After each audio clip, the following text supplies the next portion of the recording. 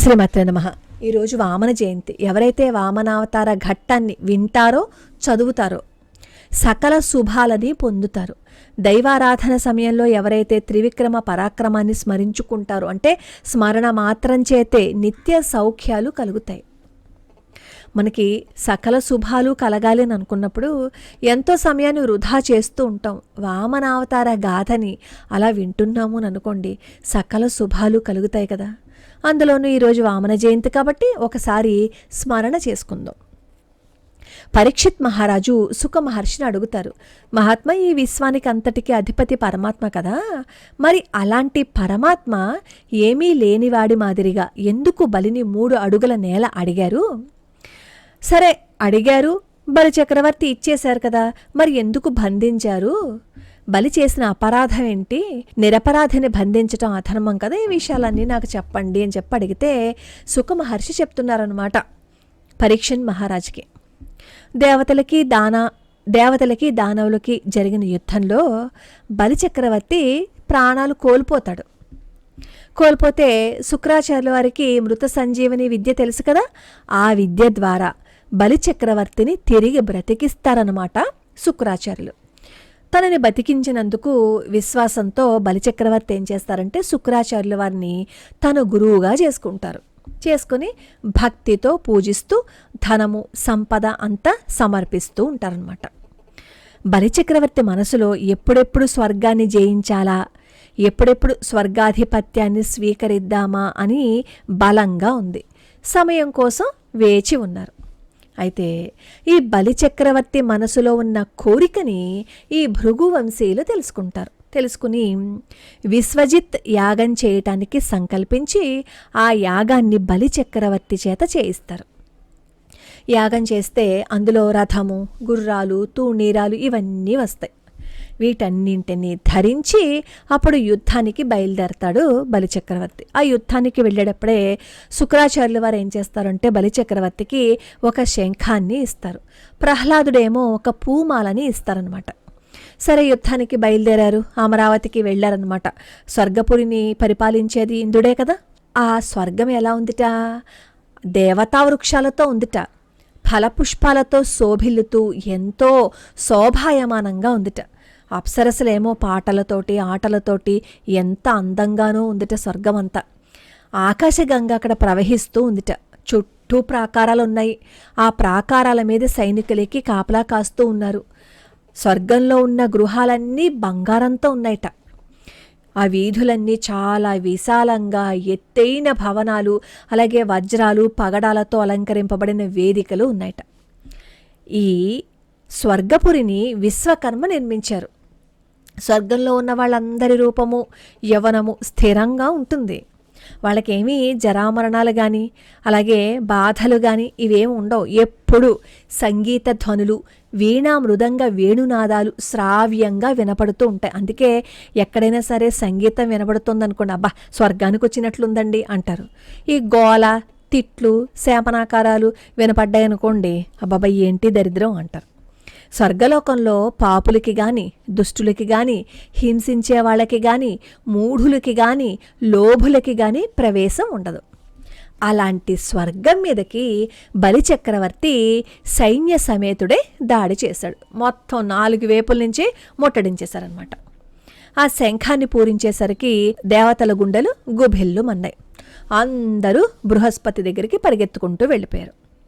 ఇంద్రుడు అడుగుతాడనమాట బృహస్పతిని, అయ్యా చాలా ఆశ్చర్యంగా ఉంది, ఏంటి మొన్నే కదా దెబ్బలు తినేసి ఓడిపోయి చావు దెబ్బలు తిని బయటికి పారిపోయాడు, మళ్ళీ ఇంతలోనే ఎలా పుంజుకున్నాడు, ఇంత ధైర్యం ఎలా వచ్చింది, అసలు ఇంత ధైర్యము శక్తి ఎలా వచ్చిందో నాకు తెలుసుకోవాలని ఉంది అని చెప్పి అడుగుతాడనమాట ఇంద్రుడు. అప్పుడు బృహస్పతి అంటాడు, ఇందులో పెద్ద రహస్యం ఏం లేదు, అందరికీ తెలిసిన విషయమే. శుక్రాచార్యుడేమో రాక్షసులకి గురువు కదా, భృగువంశీయులైన బ్రాహ్మణులనేమో పూజించాడు ఈ బలి, అందుకే ఇంతటి తేజస్సు కలిగింది బలికి.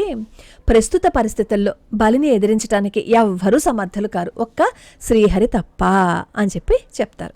చెప్పి నువ్వేమో బలిని జయించాలి అని అనుకుంటే అతను అధర్మం చేయాలి, అప్పటి వరకు నువ్వు కాస్త ఓపిక పట్టు, కాబట్టి మీరందరూ అజ్ఞాతంలోకి వెళ్ళిపోండి, ఎప్పుడైతే బలి బ్రాహ్మణులని అవమానిస్తాడో అప్పుడే అతని బలపరాక్రమాలు నశించిపోతాయి, అప్పుడు మీరు బలిని జయించవచ్చు, అప్పటి వరకు వేచి ఉండండి అని చెప్పి పలుకుతాడు బృహస్పతి. సరే, బృహస్పతి చెప్పిన ప్రకారమే దేవతలు ఇంద్రుడు స్వర్గాన్ని వదిలిపెట్టి పారిపోతారు.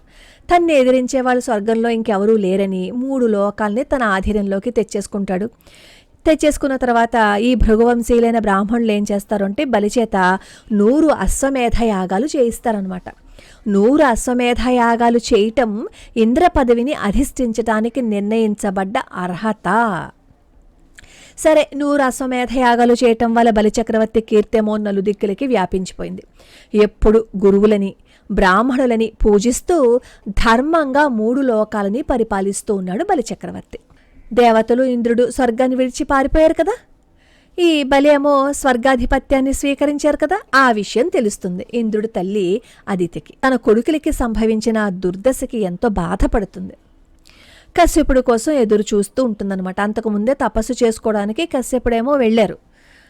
సరే, తిరిగి వచ్చిన తర్వాత అన్ని సత్కారాలు చేస్తారు. చేస్తేనేమో కశ్యపుడు భార్యని అడుగుతారు, అందరూ బాగున్నారు కదా, బ్రాహ్మణులకి మానవులకి ధర్మానికి ఎటువంటి హాని జరగలేదు కదా, మన గృహంలో కూడా ఎటువంటి అశుభము జరగలేదు కదా, నువ్వు అతిథులను చక్కగా ఆదరిస్తున్నావు కదా, ఏ అతిథి కూడా మన ఇంటి నుంచి ఆదరింపబడకుండా వెళ్ళలేదు కదా, ఎందుకంటే అతిథులను సత్కరించని గృహము శ్మశానంతో సమానం అంటారు అని చెప్తూ సర్లే కానీ నీ ముఖం ఏంటి అలా ఉంది, ఎందుకు బాధపడుతున్నట్లుగా ఉంది, మన ఇంట్లో అగ్ని కార్యాలు హోమాలు అన్నీ సక్రమంగా జరుగుతున్నాయి కదా, అగ్ని బ్రాహ్మణులు విష్ణుదేవుని ముఖంతో సమానం, అటువంటి అగ్నిని బ్రాహ్మణులని ఏమరపాటు లేకుండా నువ్వు పూజిస్తున్నావు కదా, ఇంతకీ నీ కొడుకులైన దేవతలు క్షేమంగా ఉన్నారా, వాళ్ళకి ఎటువంటి ఆపద లేదు కదా, నీ బాధకి కారణం ఏంటో చెప్పు అని అడుగుతాడు కశ్యపుడు. ఇలా అడిగేసరికి వెంటనే ఏం చేస్తుందంటే, నాథ అందరూ బాగున్నారు, అందరూ చక్కగా ఉన్నారు, నీలాంటి భర్త ఉండగా నా వల్ల ధర్మహాని ఎలా జరుగుతుంది, దేవతలు దైత్యులు నీ కొడుకులు కదా, వాళ్ళు వారి ప్రవృత్తులని అనుసరించి వాళ్ళేమో సత్వరజస్తమో గుణాలని ఆశ్రయించి ఉన్నారు, నువ్వేమో నీ కొడుకుల్ని అందరినీ సమానంగానే చూస్తావు, ఆ పరమాత్మ కూడా అందరినీ సమానంగానే ఆదరిస్తారు, కానీ నీ కొడుకులైన దేవాసురులు ఒకరితో ఒకరు కొట్టుకుంటున్నారు. ప్రస్తుతం నా కొడుకైన ఇంద్రుడు అసురుల చేతిలో పరాజయం పొంది ఇంద్ర పదవిని కోల్పోయాడు, అజ్ఞాతంలో ఉన్నాడు, ఎన్నో కష్టాలు అనుభవిస్తున్నాడు, మీరు తనని రక్షించాలి. దైత్యులు దేవతల మీద దండెత్తి వాళ్ళను ఓడించి స్వర్గాన్ని స్వాధీనం చేసేసుకున్నారు, దేవతలు అనాథలైపోయారు, నువ్వే వారిని రక్షించాలి. బలిచక్రవర్తి నాయకత్వంలో దైత్యులు నా కొడుకుల యొక్క ఐశ్వర్యాన్ని ముల్లోకాల మీద అధికారాన్ని బలవంతంగా లాక్కున్నారు, నువ్వు మా అందరినీ రక్షించాలి. ఏం చేస్తావో నాకు తెలియదు, మళ్ళీ ఇంద్రుడు తను కోల్పోయిన పదవిని తిరిగి పొందేటట్టు చెయ్యి, దానికి ఏదైనా ఒక ఉపాయం చెప్పండి అని చెప్పి అడుగుతుందనమాట. అడిగితే అప్పుడేమో ఆ మాటలు విన్న కశ్యపుడు అంటాడు, విష్ణుమాయతో కప్పబడి ఉన్న ఈ అనంత సృష్టిలో గెలుపు ఓటములు సహజమే కదా, ఎందుకు అంత బాధపడిపోతున్నావు, ఈరోజు ఓడిపోయారు, రేపు గెలుస్తారు, అయినా ఈ గెలుపు ఓటములు దేహానికి సంబంధించినవి, ఈ దేహమే శాశ్వతం కానప్పుడు ఈ గెలుపు ఓటములు శాశ్వతమా అని అడుగుతారనమాట. అసలు ఒప్పుకోదు కదా, ఏదో విధంగా నా కొడుక్కి మళ్ళీ స్వర్గాధిపత్యం కావాలి అని చెప్పి అంటుంది. సరే, ఓ పని చెయ్యి, నువ్వేమో శ్రీహరిని ధ్యానించు, నీకు శుభాన్ని చేకూరుస్తాడు, ఆయనే నీ కోరికని తీరుస్తాడు అని చెప్పి అంటాడు కశ్యపుడు.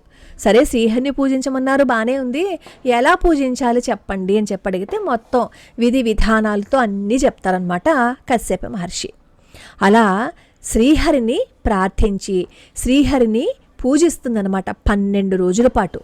ఈ ద్వాదశాక్షరి మంత్రాన్ని 108 సార్లు జపిస్తూ నేల మీద పడుకుంటూ ఎన్నో నియమాలు పాటిస్తూ శ్రద్ధగా విష్ణుమూర్తికేమో పాలతో అభిషేకాన్ని చేస్తూ ఎంత చక్కగా దీక్ష చేస్తుందో. వ్రతం పూర్తయిపోగానే శ్రీ మహావిష్ణువు ఆమె భక్తికి మెచ్చి ఆమె ముందు సాక్షాత్కరిస్తారు. తన ముందు ప్రత్యక్షమైన విష్ణుమూర్తిని చూసి ఎంతో ఆనందంతో పరవశించిపోతుందనమాట. శరీరం పులకించిపోతుంది. 2 చేతులు జోడించి విష్ణుమూర్తిని ప్రార్థిస్తుంది. నేను చేసిన వ్రతంతో నువ్వు సంతృప్తి చెందితే నాకు దీర్ఘాయుషుని, అంతులేని సంపదలని, అర్ధ కామములను, అనంతమైన జ్ఞాన సంపదని, ఆత్మజ్ఞానాన్ని, అనిమాది అష్టసిద్ధులని నువ్వు మాకు ప్రసాదిస్తావు. అటువంటి నువ్వు మళ్ళీ తిరిగి స్వర్గలోకాధిపత్యాన్ని ఇప్పించాలి. అలా ఇప్పించడం నీకు పెద్ద పని కాదు అని చెప్పి స్తుతిస్తుంది విష్ణుమూర్తిని అదితి. సరే, ఆవిడ చేసిన స్తోత్రానికి సంతోషంతో శ్రీ మహావిష్ణువు అంటారు, నీ మనసులో ఉన్న కోరిక నాకు తెలుసు. నీ కొడుకు యొక్క సమస్త సంపదలు హరించేశారు. నీ కొడుకుని ఇంద్ర పదవి నుంచి తొలగించారు. బలి ఆ పదవిని ఆక్రమించుకున్నాడు. మళ్ళా నీ కొడుకుని ఇంద్ర పదవిలో చూడాలని నీ కోరిక. సరే, నువ్వు ఆ కోరుకున్నావు, సమంజసమే. కానీ అది ఇప్పట్లో సాధ్యం కాదు. ప్రస్తుతము దైత్యులకి కాలం అనుకూలంగా ఉంది. వాళ్ళు భృగువంశులైన బ్రాహ్మణులని సేవించి శుక్రాచార్యుల వారి ఆశీర్వాద బలంతో అపరిమితమైన బల సంపన్నులయ్యారు. ఇప్పుడు వాళ్ళ మీద యుద్ధం చేయటం సరికాదు. నువ్వు నా గురించి అత్యంత భక్తి శ్రద్ధలతో వ్రతం చేశావు కాబట్టి నేను సంతోషించా. శ్రద్ధతో భక్తితో చేసిన ఏ పనైనా సరే మంచి ఫలితాన్ని ఇస్తుంది కాబట్టి నేను నీకు ఒక ఉపాయం చెప్తాను అని చెప్పి, నువ్వు నీ శత్రువులను చంపే సంతానం కోసం కదా ఈ వ్రతాన్ని శ్రద్ధాభక్తులతో చేశావు. నేను నీ గర్భవాసాన కొడుకుగా జన్మిస్తా. నీ సవతి కొడుకులైన వాళ్ళని శిక్షించి నీ కొడుకులైన దేవతలని రక్షిస్తా.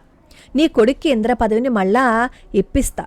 అప్పటి వరకు నీ భర్తను నువ్వు విష్ణు స్వరూపుడిగా ఎంచి పూజించు. ఇది దేవరహస్యం. నీకు నాకు తప్ప ఇంకెవరికి తెలియకూడదు. నువ్వు ఎవరికి చెప్పకు.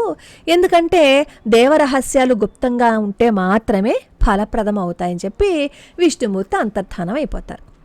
సరే, అదితి కూడా ఏం చేస్తుందంటే పరమాత్మ చెప్పినట్లే కశ్యపుడికి సేవలు చేస్తూ ఉంటుంది. ఒకరోజు కశ్యపుడు సమాధిలో ఉండగా శ్రీ మహావిష్ణువు యొక్క అంశ ఆయనలో ప్రవేశిస్తుంది. అలా శ్రీ మహావిష్ణువు అంశ అదితి గర్భంలో దినదిన ప్రవర్ధమానంగా పెరుగుతూ ఉంటుంది. ఈ విషయం బ్రహ్మకి తెలుస్తుంది. వెంటనే బ్రహ్మదేవుడేమో రహస్యనామాలతో భగవంతుణ్ణి స్తుతిస్తారనమాట. అలా బ్రహ్మగారు స్తోత్రం చేశాక అదితి గర్భం నుంచి ఆవిర్భవించారు శ్రీ మహావిష్ణువు.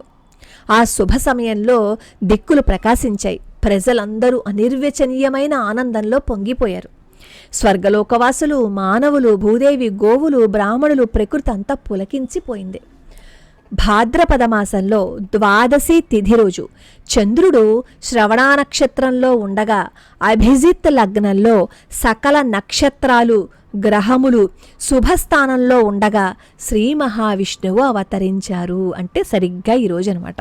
శ్రీ మహావిష్ణువు అవతరించిన కారణంగా ఆ ముహూర్తంలో ఉన్న నక్షత్రాలు, గ్రహాలు అన్నీ శుభప్రదాలు. అందుకే ఆ రోజు విజయద్వాదశి అని పేరుతో ప్రసిద్ధి చెందింది.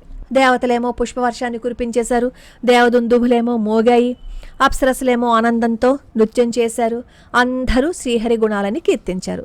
సాక్షాత్తు విష్ణుమూర్తే తమ కొడుకుగా జన్మించడం చూసిన కశ్యపుడు, అదితి ఎంతో ఆనందంతో పొంగిపోయారు. అంతలోనే ఒక ఆశ్చర్యకరమైన సంఘటన జరిగింది. 4 చేతులతో, వనమాలతో, శంకుచక్ర గదా పద్మాలతో అవతరించిన శ్రీ మహావిష్ణువు అంతలోనే చిన్న బ్రాహ్మణ వటువుగా మారిపోతారు. వామనమూర్తి రూపం ధరిస్తారు. ఉపనయన వయస్సులో ఉన్న వటువుగా సాక్షాత్కరిస్తారనమాట. మహర్షులందరూ ఆ వటువుకేమో జాతక కర్మలు చేశారు. కశ్యపుడేమో ఉపనయనం చేశాడు. ఆ సమయంలో సూర్యుడు సావిత్రి మంత్రాన్ని ఉపదేశించారు. బృహస్పతి యజ్ఞోపవీతాన్ని ఇచ్చారు. కశ్యపుడు నడుముకు కట్టుకునే మేఖలని ఇచ్చారు. భూదేవి జింక చర్మాన్ని కానుకగా ఇచ్చింది. చంద్రుడు దండాన్ని ఇచ్చాడు. అదితి కౌపీనాన్ని ఇచ్చింది. స్వర్గవాసులు వామనుడికి గొడుగుని ఇచ్చారు. బ్రహ్మదేవుడు కమండలాన్ని ప్రసాదించారు. సప్త ఋషులు దర్భలని ఇచ్చారు. సరస్వతీమాత జపమాలని ఇచ్చింది.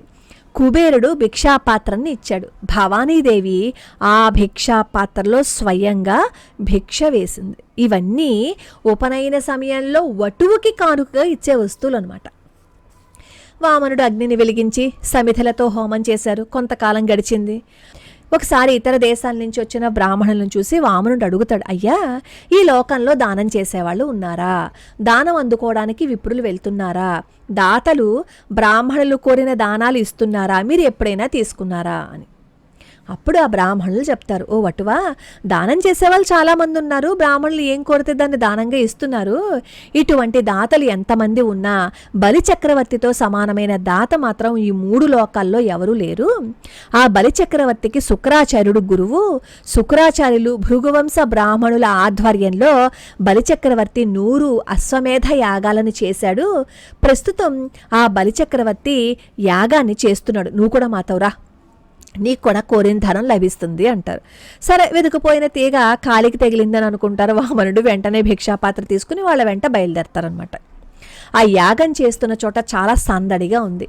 అటు ఇటు అందరూ తిరుగుతున్నారు, మునులేమో మంత్రాలు చదువుతున్నారు. సరే, బలి చక్రవర్తి యజ్ఞం చేస్తున్న చోటికి అక్కడికి వెళ్తారు వామనుడు. మారు వేషంలో ఉన్న వటు ఎలా ఉన్నాడు అంటే, అబ్బా, చూసేవాళ్ళందరూ కూడా సాక్షాత్తు ఈశ్వరుడా, విష్ణువా, బ్రహ్మ, సూర్యుడా, అగ్నిదేవుడు మాదిరి ఉన్నారు. ఎవరో మారు వేషంలో ఉన్న మహానుభావుడు అని అందరూ అనుకున్నారు. వెంటనే స్వాగతం పలికారు. ఈ ఆసనం మీద నుంచేమో బలిచక్రవర్తి వచ్చి అతిథి సత్కారాలన్నీ చేసి ఉచిత ఆసనం మీద కూర్చొని పెడతారు. అప్పుడు బలిచక్రవర్తి అడుగుతారు, ఓ బ్రహ్మచారి, నీ పేరేంటి? నీ తల్లిదండ్రులు ఎవరు? ఎక్కడి నుంచి వచ్చావు? ప్రయాణం సుఖంగా జరిగిందా? అని అన్ని కుశల ప్రశ్నలు వేస్తారు. మీరు రావటం వల్ల మీ పాదస్పర్శతో యజ్ఞవాటిక పునీతమైపోయింది. బ్రహ్మర్షులందరూ కలిసి చేసిన తపస్సు ఒక రూపం ధరించి నడిస్తే ఎలా ఉంటుందో మీరు అలా ఉన్నారు. మీరు మా ఇంటికొచ్చారు. మీ రాకతో నేను, నా పితృదేవతలు ఎంతో తృప్తి చెందాము. మా వంశం పునీతమైపోయింది. నేను చేస్తున్న ఈ యజ్ఞం కూడా పరిపుష్టమైపోయింది. మీ పాదస్పర్శతో ఈ యజ్ఞవాటికలో అగ్నులు చక్కగా వెలుగుతున్నాయి. మిమ్మల్ని చూస్తుంటే ఏదో అడగడానికి వచ్చినట్లున్నారు. నేను మీకేమి ఇవ్వగలను? మీరు ఏది కావాలని కోరుకుంటే అది ఇస్తాను, మీరు అడగండి అని చెప్పంటారు. అప్పుడు వామనుడు ఆ మాటలన్నీ విని, ఓ రాజా, నిన్ను ప్రాపంచక విషయాలలో నీ గురువు శుక్రాచార్యులు వారు, ఆధ్యాత్మిక విషయాలలో నీ పితామహుడు ప్రహ్లాదుడు ఆశీర్వదిస్తున్నారు. కాబట్టి నువ్వు సత్యమైన, ధర్మయుక్తమైన, కీర్తివంతమైన నీ కులానికి తగినట్లుగానే మాట్లాడావు. నీ వంశంలో బ్రాహ్మణులకి దానం ఇస్తానని చెప్పి ఇవ్వనివాడు, యుద్ధంలో శత్రువులకి భయపడి పారిపోయినవాడు పుట్టలేదు. నీ కులంలో నీచుడు, లోభి, దీనుడు పుట్టలేదు. అందరూ పరాక్రమవంతులే. దానమిచ్చే కాలంలో బ్రాహ్మణులకి నేను ఈ దానం ఇవ్వలేను అన్నవాడు, యుద్ధకాలంలో నేను యుద్ధం చేయలేను అని వెనుతిరిగిపోయినవాడు నీ వంశంలో పుట్టలేదు. నీ తాతగారు ప్రహ్లాదుడు ఇప్పటికీ 3 లోకాల చేత కీర్తింపబడుతున్నారు. హిరణ్యాక్షుడు నీ వంశంలోని వాడే అంటూ అందరి గురించి చాలా గొప్పగా చెప్తారు. చెప్పి, ఓ బలిచక్రవర్తి, నువ్వు నీ పూర్వుల కీర్తిని నిలబెడుతున్నావు. అటువంటి నిన్ను నేను ఒకే ఒక కోరిక కోరుతున్నాను. నాకు నా పాదంతో 3 అడుగులు కొలిస్తే ఎంత భూమి వస్తుందో అంత భూమి దానంగా ఇవ్వు, అంతకుమించి నేనేం కోరుకోవట్లేదు అని చెప్పి అడుగుతారనమాట. అని అడిగితే అప్పుడు ఈ వామనుడి కోరిన కోరికలో అంతరార్థం తెలుసుకోలేకపోతాడు. బలి నవ్వుతాడు. నవ్వి వామనుడితో అంటాడు, నువ్వు సత్యం పలికావు, కానీ మరి ఇంత చిన్న కోరిక కోరావేంటి? నేను చాలా గొప్పవాడినని నీకు తెలుసు కదా. నా వంటి వాడిని కోరిక కోరేటప్పుడు కూడా నా గొప్పతనాన్ని నువ్వు చూడాలి కదా. నీవేమైనా భూములు కోరావా, ఏనుగులు కోరావా, కన్యలను కోరావా, సంపదలు కోరుకున్నావా? అవేమీ అడగలేదు. ఓహో, నువ్వు చిన్నపిల్లాడివి కదా, ఏం కోరుకోవాలో నీకు తెలీదు, అందుకే కేవలం 3 అడుగుల నేల అడిగావు. సరే, నీకు అంతే ప్రాప్తం అనుకుంటానులే. నేను రాక్షస చక్రవర్తిని కదా, నా దగ్గరికి వచ్చి ఎవరైనా యాచిస్తే వాళ్ళు మరి దేని కొరకు ఇంకొకరి దగ్గరికి వెళ్ళనవసరం రానివ్వను. నువ్వు అల్పంగానే అడిగినా అధికంగానే ఇస్తాను, తీసుకో అంటాడు బలి. అప్పుడు వామనుడు అంటారనమాట, అయ్యా, నేను బ్రహ్మచారిని కదా, నాకు కావాల్సింది ఏముంటుంది? ఒక గొడుగు, యజ్ఞోపవీతము, కమండలము, మొలతాడు, ఒక కర్ర చాలు. నువ్వు భూములు, ఏనుగులు, గుర్రాలు, రథాలు, కన్యలు ఇచ్చిన నేనేం చేసుకుంటాను? నాకు అవన్నీ ఉపయోగపడవు కదా. కాబట్టి నా మాట కాదనకుండా నాకు 3 అడుగుల నేల ఇచ్చే చాలు, నేను తృప్తి పడతాను అంటారు. ఆ సమయంలో అక్కడే శుక్రాచార్యుల వారు ఉన్నారు. బలిని వారిస్తారనమాట. నువ్వు ఎవరనుకుంటున్నావు? ఆయన వచ్చినాయన దేవతలకు సహాయం చేయడానికి వచ్చిన సాక్షాత్తు శ్రీ మహావిష్ణువు. అతిథి గర్భం నుంచి ఆవిర్భవించారు, వామనమూర్తి రూపంలో నిన్ను దానం అడగడానికి వచ్చాడు. నువ్వేమో ఈ విషయం తెలియక దానం ఇవ్వడానికి సిద్ధపడిపోయావు. నువ్వు కనుక దానం ఇస్తే నీతో పాటు దానవులందరూ సర్వనాశనం అయిపోతారు. 3 అడుగుల దానం తీసుకున్న నెపంతో నీ ఐశ్వర్యాన్ని, సంపదని, ముల్లోక రాజ్యాలని అపహరించడానికి వచ్చారు. ఈ దానం తీసుకుని స్వర్గలోకాధిపత్యాన్ని ఇంద్రుడికి కట్టబెట్టడానికి వచ్చాడు. 3 అడుగులంటే 3 అడుగులు కాదు, 3 లోకాలు. నువ్వు 3 లోకాలని ధారపోసేసిన తర్వాత ఎలా జీవిస్తావు అని చెప్పి అంటారనమాట. ఎన్నో విధాల నచ్చ చెప్పాలని ప్రయత్నిస్తారు, అస్సలు వినరు. అప్పుడు ఇవన్నీ చెప్పిన తర్వాత శుక్రాచార్యుల వారితో బలిచక్రవర్తి చెప్తారనమాట, గురువర్య, గృహస్థు ధర్మం అంటే తన యొక్క కోరికలకి, తన యొక్క ధనానికి, కీర్తికి, తన యొక్క జీవనానికి హాని కలిగించనిది అని మీరు చెప్పారు కదా. మీరు చెప్పింది సత్యం. కానీ నేను ప్రహ్లాదుడికి మనుమణ్ణి. అటువంటి ధర్మాత్ముడికి, భాగవతోత్తముడికి మనవుడిగా పుట్టి ఆడిన మాట తప్పడం ధర్మమా? దానం ఇస్తానని చెప్పి ఇవ్వకపోవటం న్యాయమా? ఆడిన మాట తప్పడం నా వల్ల కాదు. అంతకంటే అధర్మం ఇంకోటి లేదు. ఎంత బరువునైనా భూదేవి భరిస్తుంది, కానీ ఆడిన మాట తప్పిన వాడిని మాత్రం భూదేవి భరించలేదు. కాబట్టి నేను నరక బాధలని అనుభవిస్తాను, దారిద్ర్యాన్ని భరిస్తాను, దుఃఖసాగరంలో మునిగి తేలుతాను. రాజ్యం పోయినా నేను చాలా సంతోషంగానే ఉంటాను, ఏమీ పర్వాలేదు. ఈ క్షణంలో మరణించమన్నా మరణిస్తాను. కానీ బ్రాహ్మణుడికి ఇచ్చిన మాట తప్పాలి అంటే మాత్రం నాకు భయం వేస్తుంది. కాబట్టి ఏమి పోయినా, ఏం చేసినా సరే నేను మాట తప్పను. నన్ను మాట తప్పమంటారా చెప్పండి. కాబట్టి దయచేసి మీరు అర్థం చేసుకోండి. దదీచి, శిబి చక్రవర్తి వీళ్ళందరూ కూడా లోకానికి ఉపకారం జరుగుతుంది అంటే తమ ప్రాణాలని కూడా దానం చేసేశారు కదా. అటువంటప్పుడు 3 అడుగుల నేల ఇవ్వడానికి నేను ఎందుకు సందేహించాలి? ఎంతోమంది దానవరాజులు ఈ భూమిని పరిపాలించారు, ఎంతో కీర్తిని గడించారు, కాలగర్భంలో కలిసిపోయారు. కాలం వాళ్ళ దేహాన్ని హరించింది, కానీ వాళ్ళు సంపాదించిన కీర్తిని హరించలేకపోయింది అంటూ అక్కడ పోతన గారు ఒక పద్యం చెప్తారు. కారే రాజులు రాజ్యముల్ గలుగవే గర్వోన్నతిం పొందరే, వారేరీ సిరి మూటకట్టుకుని పోవంజాలిరే, భూమిపై పేరైనం గలదే శిభి ప్రముఖులం ప్రీతిన్ యశక్కాములై ఈరే కోర్కులు వారలన్ మరచిరే ఇక్కాలమున్ భార్గవా అని. భార్గవ వంశశ్రేష్ఠ గురువర్య, ఈ భూమిని ఎంతోమంది రాజులు పరిపాలించారు, వాళ్ళకి ఎన్నో రాజ్యాలు ఉన్నాయి. వాళ్ళు తమకు ఉన్న రాజ్య సంపదలకి గర్వంతో వెర్రవిగిపోయారు. వాళ్ళంతా ఇప్పుడేరి చచ్చేటప్పుడు ఈ రాజ్యాన్ని, సంపదల్ని తమ వెంట మూట కట్టుకుని వెళ్ళిపోయారా? లేదే, అన్నీ ఇక్కడే వదిలిపెట్టేసి వెళ్ళిపోయారు కదా. వాళ్ళ పేర్లు ఇప్పుడు ఎవరైనా తలుచుకుంటున్నారా? కానీ శిబి మొదలగు చక్రవర్తులు వాళ్ళ ప్రాణాలు కూడా దానంగా ఇచ్చేసి శాశ్వతమైన కీర్తి సంపాదించలేదా? ఈనాటికి ఏనాటికి కూడా ఈ లోకం వాళ్ళని మరిచిపోతుందా? మరిచిపోదు కదా. గురువర్య, యుద్ధంలో వెన్ను చూపకుండా పోరాడి మరణించిన వాళ్ళు ఎంతోమంది ఉన్నారు. కానీ ఒక మంచి బ్రాహ్మణుడు, మంచి బ్రాహ్మణుడు అంటే మళ్ళీ మీరు ఇంకోటి ఏదో తప్పట్టుకుంటారు, సద్బ్రాహ్మణుడు అన్నమాట అర్థం. దానం కోరి వస్తే దానం చెయ్యను అనేవాడు ఉండడం చాలా అరుదు. సాధారణంగా దానం ఇవ్వటంలో ఎన్ని కష్ట నష్టాలు కలిగినా అవి దానం ఇచ్చేవాడికి శుభాన్ని కలుగజేస్తాయి. ఇటువంటి బ్రాహ్మణ వటువు అడిగిన దానిని ఇవ్వడంలో ఎన్ని కష్టాలు వచ్చినా సరే భరించడానికి నేను వెనకాడను. ఈ వటువు కోరిన దాన్ని నేను తప్పకుండా తీర్చేస్తాను. మీరు యజ్ఞాలు యాగాలు చేస్తారు కదా, ఆ యజ్ఞయాగాదుల్లో యజ్ఞపురుషుని ఆరాధిస్తారు కదా. ఆ యజ్ఞపురుషుడు ఎవరో కాదు, సాక్షాత్తు శ్రీ మహావిష్ణువు. మరి ఆ మహావిష్ణువే వచ్చారని మీరు చెప్తున్నారు కదా, ఆయనే వచ్చి నన్ను దానం ఇమ్మని అడిగితే నేను ఎలా కాదంటాను? నాకేమి విష్ణువు మిత్రుడు కాదు, శత్రువు కాదు. ఆయన అడిగింది ఇవ్వటం నా ధర్మం, కాబట్టి నేను ఇచ్చేస్తాను. మీరు చెప్పినట్లు ఇతను విష్ణువే అయితే అతడు అధర్మానికి ఒడిగట్టరు. నాతో యుద్ధం చేసి నన్ను చంపి స్వర్గాధిపత్యాన్ని తిరిగి తన వశం చేసుకుంటాడు, లేదా నా చేతిలో ప్రాణాలు విడుస్తాడు. ఈ రెండే జరగాలి.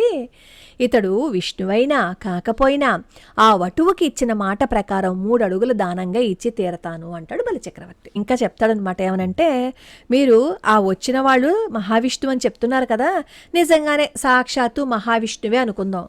ఎంతోమంది మహాత్ములు యోగులు ఎంతో తపస్సు చేసినా ఆ శ్రీహరి దర్శనం దొరకదు.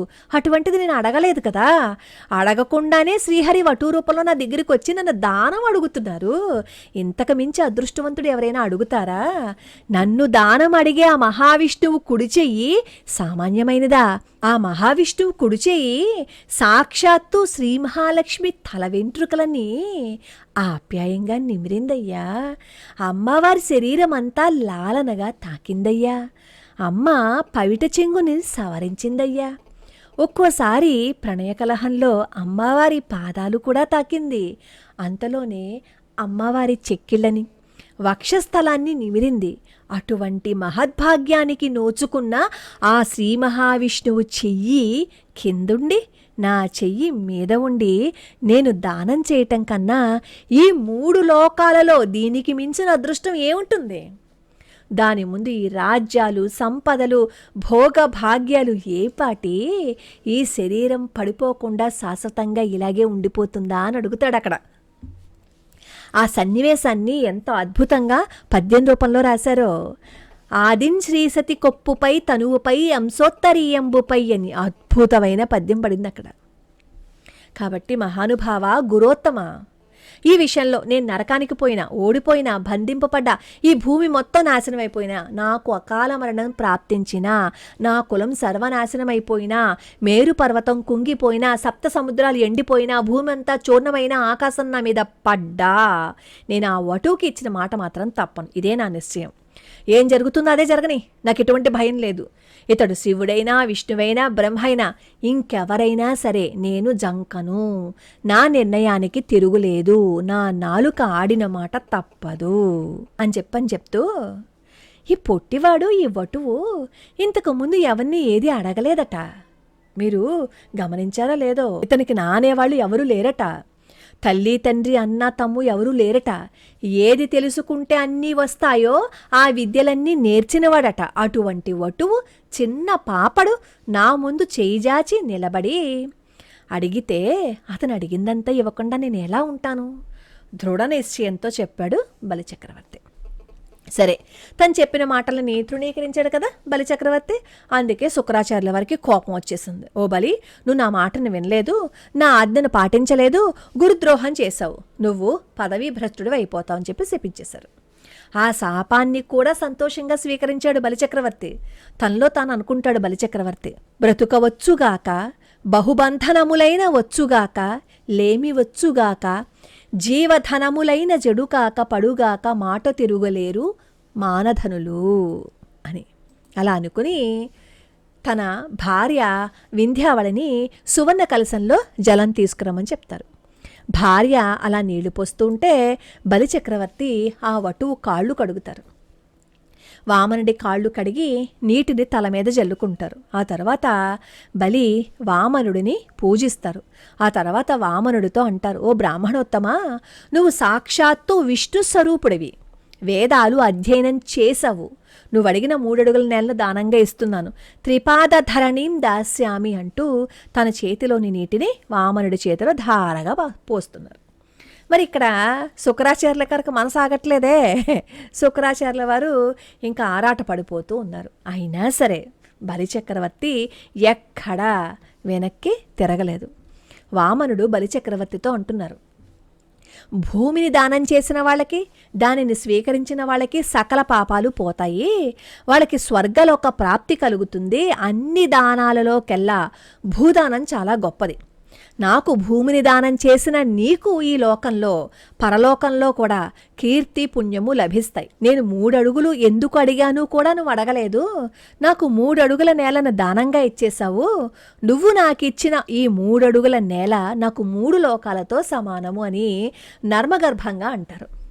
వామనుడి మాటలకు మురిసిపోతారు. ఇంత చిన్న పిల్లాడికి ఎన్ని మాటలు నేర్చాడో, పుట్టకముందే నేర్చుకున్నాడా, లేదు అంటే పొట్ట నిండా ఎన్ని మాటలు ఉన్నాయా అని చెప్పి తనలో తను నవ్వుకుంటాడు. సరే, భార్య ఏమో జలము ధారగా పోస్తూ ఉంటుంది. బలిచక్రవర్తి ఏమో వామనుడికి ధార పోసేశాడు. బలిచక్రవర్తి ఇచ్చిన దానాన్ని వామనుడు స్వీకరించాడు. తనని యాచిస్తున్నది శ్రీ మహావిష్ణువు అని తెలిసి, శుక్రుడి మాటలు యథార్థము అని తెలిసి, తనకు ముప్పు వాటిల్లుతుందని తెలిసి, తాను చేయబోయే దానము యోగ్యమైంది అని భావించి బలిచక్రవర్తి 3 అడుగుల నేలని వామనుడికి దానంగా ఇచ్చాడు.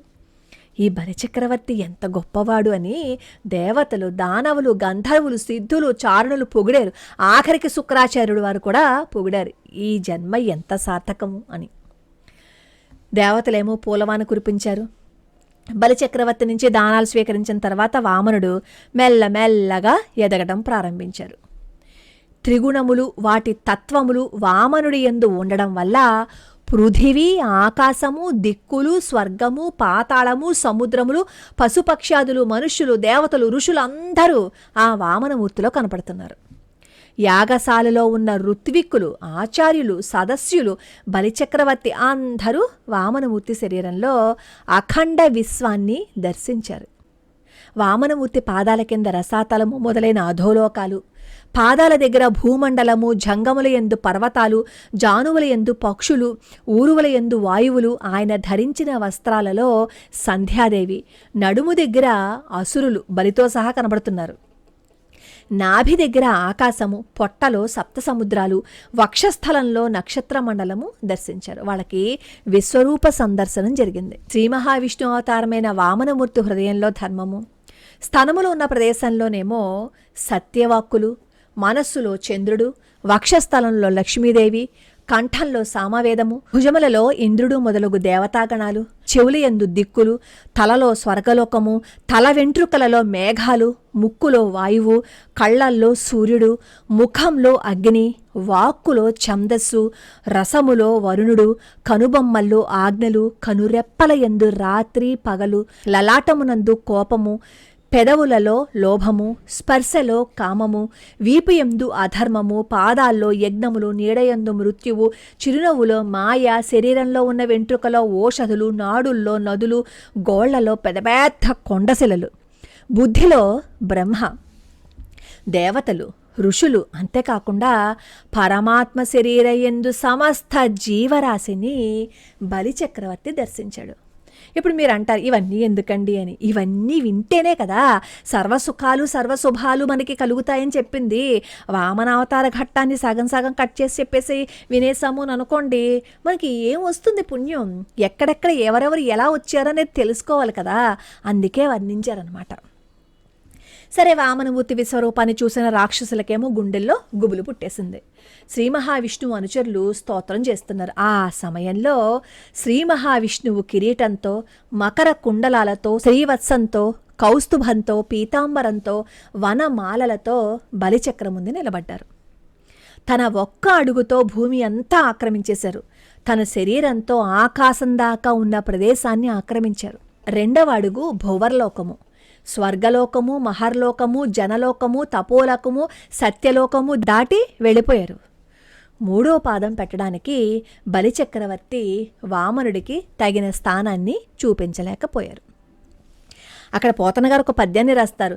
ఇంతింతై వటుడింతయై మరియు తానింతై నభోవీధిపై నంతై తోయద మండలాగ్రమున కల్లంతై ప్రభారాశిపై నంతై చంద్రుని కంతయై ధ్రువునిపై నంతై మహర్వాటిపై నంతై సత్యపదోన్నతుండగుచు బ్రహ్మాండాంత సంవర్ధియై అని. వామనుడు ఇంతవాడయ్యాడు, అంతవాడయ్యాడు, అంతకంటే మరింత పెరిగాడు, అలా పెరిగిపోతున్నాడు.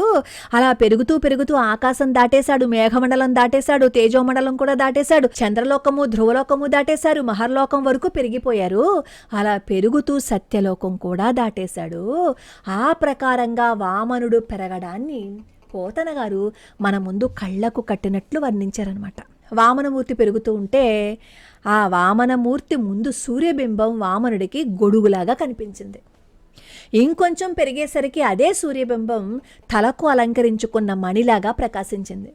తరువాత అదే సూర్యబింబం చెవికి కుండలాలుగా, కంఠాభరణంగా, భుజకీర్తిగా, చేతికి కట్టుకున్న కంకణంగా, మొలకు కట్టిన గంటగా, తరువాత కాలికి కట్టుకున్న బంగారు అందియగా, ఆఖరున వామనమూర్తి పాదపీఠంగా ప్రకాశించింది. అంటే వామనమూర్తి అలా సూర్యమండలం దాటారు అని ప్రత్యక్ష ప్రసారంగా మనకు చూపించారనమాట పోతన గారు.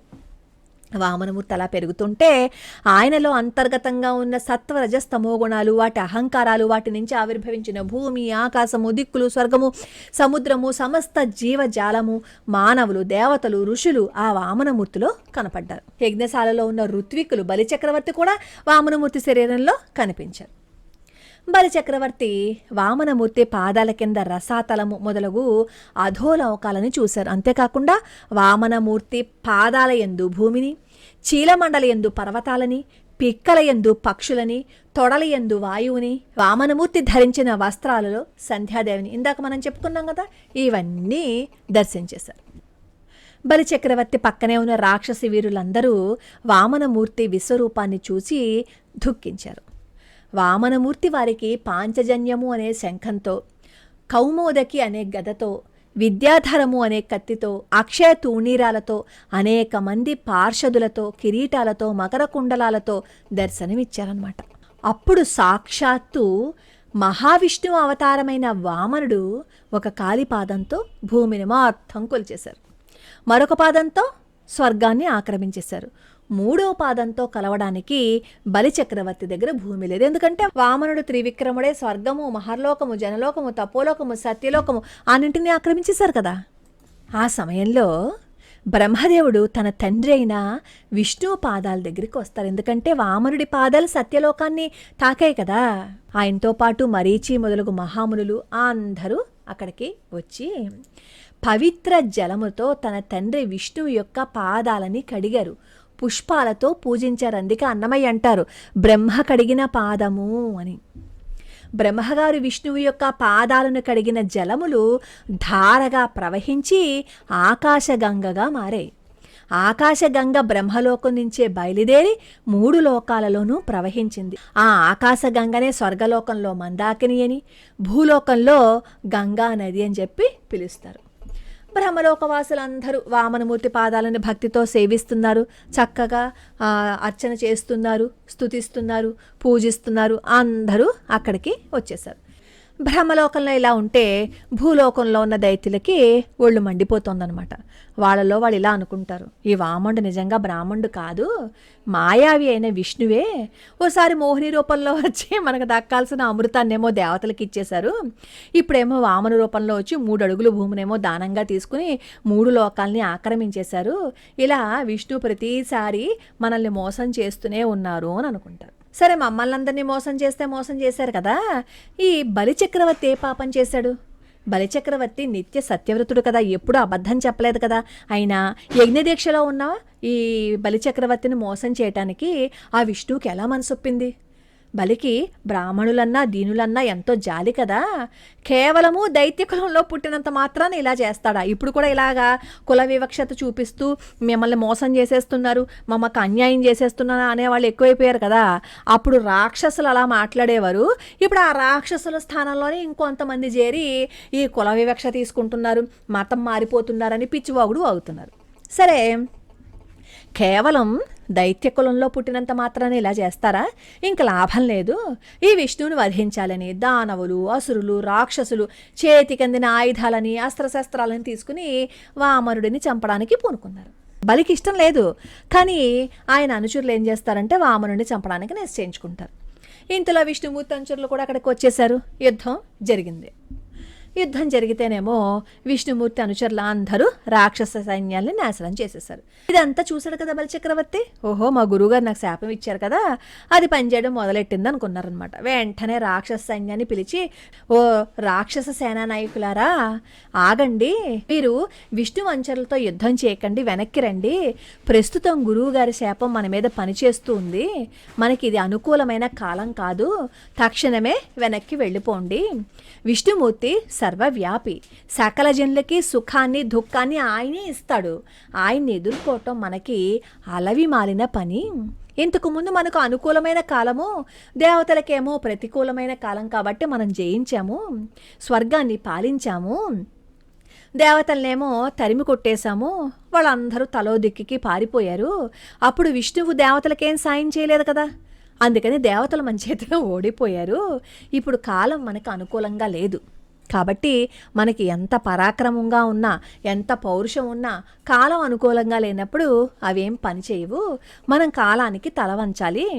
మనమే కాదు, ఈ సృష్టిలో ఎంతటి బలవంతుడైనా, ఎంతటి పరాక్రమంతుడైనా సరే కాలాన్ని అతిక్రమించలేడు అని చెప్పి వాళ్ళందరికీ చెప్తాడు. చెప్పి నా సంగతి చూడండి, మనం ఇంతకుముందు ఎన్నిసార్లు విష్ణుమూర్తి సైన్యాన్ని, దేవతా సైన్యాన్ని ఓడించలేదు, కానీ ఇప్పుడు వాళ్ళే మనల్ని ఓడించారు, కేరింతలు కొడుతున్నారు. కాబట్టి అనుకూలంగా కాలం లేనప్పుడు మనం ఏమీ చేయకూడదు అంటాడు బలిచక్రవర్తి. సరే, బలిచక్రవర్తి అలా చెప్పారు కదా, అందుకని అందరూ పాతాళ లోకంలోకి వెళ్ళిపోయారు. యుద్ధంలో ఓడిపోయిన వాళ్ళని బంధించటం ఆచారం కాబట్టి వామనమూర్తి ఆదేశం మేరకు గరుడు బలిని వరుణపాసంతో బంధించారు. బంధించబడిన బలిని చూసి వామనుడు ఇలా అంటాడు, ఓ బలిచక్రవర్తి, నువ్వు నాకు 3 అడుగుల నేల దానంగా ఇచ్చావు. నేను 1 అడుగుతో భూమిని, మరొక అడుగుతో స్వర్గాన్ని ఆక్రమించాను. 3వ అడుగు ఉంచటానికి స్థానం ఎక్కడుంది? సూర్యచంద్రులు, నక్షత్రాలు ఎంతవరకు తమ కాంతిని విస్తరిస్తాయో అంత మేర భూమి నీ ఆధీనంలో ఉంది. ఆ భూమంతా నేను ఒకే అడుగుతో ఆక్రమించేశాను. నా శరీరాన్ని విస్తరించి ఆకాశాన్ని, దిక్కులని ఆక్రమించేశాను. నీ కళ్ళ ముందే 2వ పాదంతో స్వర్గలోకాన్ని ఆక్రమించాను. 3వ పాదం ఉంచడానికి నువ్వు నాకు స్థానాన్ని చూపించటం లేదు. ఆడిన మాట తప్పావు. నువ్వు నీ గురువు శుక్రాచార్యుల వారి శాపం ప్రకారము రాజ్యభ్రష్టుడు అయిపోయావు. ఆడిన మాట తప్పిన వాళ్ళకి, దానమిస్తానని ఇవ్వకుండా మోసం చేసిన వాళ్ళకి నరకలోక ప్రాప్తి కలుగుతుంది. 3 లోకాల్లోనూ నాకన్నా గొప్పవాడు ధనవంతుడు లేడన్నావు కదా, నేను ఏవైనా ఇవ్వగలను అనే గర్వం నీలో ప్రవేశించింది కదా, అందుకే నువ్వేం ఆలోచించలేదు. 3 అడుగుల దానంగా ఇచ్చేస్తానని చెప్పి మాట ఇచ్చేసావు, కానీ ఇప్పుడు తప్పావు. నువ్వు ఇచ్చిన మాట తప్పినందుకు కొంతకాలం పాటు దానికి ఫలితాన్ని అనుభవించాలి, తప్పదు అంటారు వామనుడు. అప్పుడు ఈ బలిచక్రవర్తి అంటారు, బ్రాహ్మణోత్తమా, నేను నీకు ఇచ్చిన మాటను తప్పని నువ్వంటున్నావు, కానీ అది నిజం కాదు. నేను నీకు ఇచ్చిన మాట నిజం చేస్తా. నేను ఆడిన మాట తప్పను. నువ్వు నీ 3వ పాదాన్ని నా తల మీద పెట్టు. నీకు కావలసిన 3వ అడుగు అదే అంటారు. నేను స్వర్గలోక ఆధిపత్యాన్ని, ఇంద్ర పదవిని పోగొట్టుకున్నాను. నీ చేత బంధింపబడ్డాను, అపకీర్తి పాలయ్యాను. నేను ఆడిన మాట తప్పవలసి వచ్చిందే అని భయపడుతున్నాను. కానీ దానివల్ల వచ్చే నరకానికి కానీ, ఆ బంధించినందుకు నాకు ఈ భోగభాగ్యాలన్నీ నశించిపోయాయని కానీ నాకేమీ భయం లేదు. నేనేమీ భయపడటం లేదు, నేనేమీ దుఃఖపడటం లేదు. లోకంలో తల్లి, తండ్రి, సోదరులు, మిత్రులు కూడా తమ వాళ్ళకి ఇటువంటి దండన విధించరు, కానీ నేను నీ చేతుల్లో అటువంటి దండనని అనుభవించాను. వరుణపాసముల చేత బంధింపబడ్డాను. నువ్వు నాకు విధించిన దండనని నేను సంతోషంతో స్వీకరిస్తున్నాను. మేము అసురులము, మీకు మాకు శత్రుత్వం ఉందని బయట ప్రపంచానికి తెలుసు, కానీ పరోక్షంగా నువ్వు మాకు ఎంతో మేలు చేస్తుంటావు అని ఎవరికీ తెలీదు. మాకు రజోగుణము, తమోగుణము ఎక్కువ. మాకు శౌర్యము, పరాక్రమము ఉందన్న గర్వము, పౌరుషము ఎక్కువ. వాటితో మాకు కళ్ళు మూసుకుపోతాయి, గర్వాంధలం అయిపోతాం. ఆ సమయంలో మమ్మల్ని తగు రీతిలో శిక్షించి మాకు కళ్ళు తెరిపించి మమ్ములని సన్మార్గంలో నడిపించే మా ఆప్తమిత్రుడు నువ్వే కదా. జీవితాంతం నిన్ను ద్వేషిస్తూ ఆ ద్వేషంలో కూడా నిరంతరము నీ నామస్మరణ చేసిన రాక్షసులు, అసురులు వాళ్ళ మరణానంతరము ఎంతో తపస్సు చేసిన యోగులకి కూడా లభించిన మోక్షాన్ని పొందారు, నీలో ఐక్యమైపోయారు. కాబట్టి నువ్వు నన్ను వరుణపాసంతో బంధించినందుకు నేనేం బాధపడ్డం లేదు, అంతా నా మంచికే అని సంతోషిస్తున్నాను. మా తాతగారు ప్రహ్లాదుడు ఉన్నారు కదా, ఆ ప్రహ్లాదుడు తండ్రి హిరణ్యకశిపుడికి నువ్వు బద్ధశత్రువువి. ఆ హిరణ్యకశిపుని చేతిలో నానా రకాల బాధలని, యాతనల్ని అనుభవించిన ఆయన కొడుకు ప్రహ్లాదుడు మాత్రం నీకు పరమభక్తుడు. ఆ ప్రహ్లాదుడిని నువ్వు కరుణించావు, రక్షించావు. చిత్రంగా ఉంది కదా. ఈ శరీరం శాశ్వతం కాదు. జీవుడి శరీరాన్ని విడిచిపెట్టంగానే శరీరం పడిపోతుంది, ఒక్క క్షణం కూడా దాన్ని ఉంచరు. అనుభవించటానికి శరీరం లేకపోయినప్పుడు ఈ భోగభాగ్యాలు రాజ్యం ఉండి ఏం ప్రయోజనం చెప్పు? ఎన్నుంటే మాత్రం ఏం ప్రయోజనం? మా తాతగారు అశాశ్వతములైన ప్రాపంచిక సుఖాలని, విషయ వాంఛలని వదిలిపెట్టి శాశ్వతములైన నీ పాదాలని శరణుజొచ్చారు. కానీ నేనేం చేశాను? ఈ రాజ్యము, ఈ స్వర్గలోకాధిపత్యము, అప్సరసలతో సౌఖ్యము, కీర్తి ప్రతిష్టలు ఇవన్నీ శాశ్వతమని నమ్మి మృత్యువు నా వెనకే ఉంది, నా వెనకే పొంచి ఉంది అని గ్రహించలేకపోయాను. గర్వంతో మూర్ఖుడిలా ప్రవర్తించాను. ఈరోజు నీ వల్ల కదా నాలో గర్వము, మూర్ఖత్వము నశించిపోయాయి. ఈ ప్రాపంచిక భోగాల నుంచి విముక్తుడనై శాశ్వతమైన నీ పాదాలను నా శిరస్సున ధరిస్తున్నాను అని ఎంతో వినమ్రంతో భక్తితో నమస్కరించారు. తన మనుమడి త్యాగ నిరతికి ముగ్ధుడవుతారు ప్రహ్లాదుడు. దివ్యరూపంతో అక్కడికి వస్తారన్నమాట. తన ఎదుట నిలబడ్డ తన తాతగారు ప్రహ్లాదుడిని చూస్తాడు బలి. కానీ వర్ణపాసాలతో కట్టుబడేసున్నారు కదా, అందుకని సత్కారాలు చేయలేకపోయారు. తలదించుకుని నమస్కరిస్తారనమాట. సిగ్గుతో తల ఉంచుకుంటారు. ప్రహ్లాదుడు తన ఎదుట నిలబడి ఉన్న శ్రీ మహావిష్ణు స్వరూపుడగు వామనమూర్తిని చూసి ఎంతో ఆనందపడతారు. ప్రహ్లాదుడి శరీరం పులకించిపోతుంది. భక్తితో నేల మీద పడి సాష్టాంగ ప్రమాణం చేస్తారు. వామనమూర్తిని చూసి ప్రహ్లాదుడు అంటాడు, ఓ దేవదేవా, నువ్వే కదా ఈ బలికి ఇంద్ర పదవినిచ్చావు. ఇప్పుడు నువ్వే దాన్ని లాక్కుంటున్నావు. ఈ ఇంద్ర పదవి ఎన్నో వ్యామోహాలకి కారణమయ్యింది. అందుకే బలి మీద ఉన్న ప్రేమతో అతనిని రక్షించడానికి మళ్ళా నువ్వు దాన్ని లాక్కున్నావు. ఇది నీ అనుగ్రహమే కానీ ఆగ్రహం కాదు. ఎంతటి గొప్పవాడైనా విద్వాంసుడైనా అతనికి సంపదలు సమకూరితే అతనికి గర్వం వస్తుంది, మోహంలో పడిపోతారు, జ్ఞాన మార్గం నుంచి భ్రష్టుడైపోతారు.